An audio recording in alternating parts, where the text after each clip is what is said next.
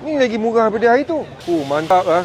Kalau siapa nak murtabak murah, macam mana kita pergi ke Taman Dahlia itu, dekat harga dekat sini okey tak? Harga kuih 50 sen. Senang pilih. Senang nak pilih. Kalau banyak-banyak kan susah. Ya, biasa dia datang set macam tu kan. Kuih tiaw. Makan sedap. Saya dah lama tak masak kuih tiaw tau. Butir setengah. Mantap. Okey. Saya masak untuk awak tau tadi.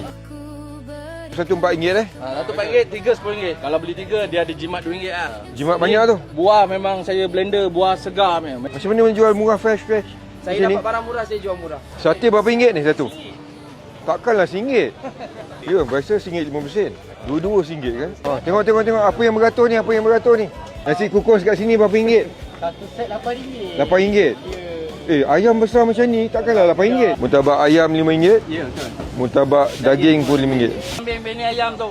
Ikan bakar, ikan pari semua ada. Berapa ringgit ni satu? RM10 je tu. Sewa dah murah tu.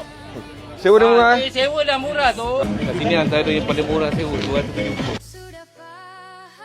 Alhamdulillah hari ini saya bersama Datuk Bandar berada di Bazar Ramadan Nusa Perintis. Dan di sini saya nak maklumkan bahawa harga-harga makanan kat sini pun sangat berpatutan.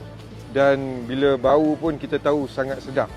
Jadi kepada bangsa Johor yang ingin harga yang berpatutan, makanannya sedap, jangan lupa datang ke Bazar Ramadan Nusa Perintis. Memang best. Assalamualaikum.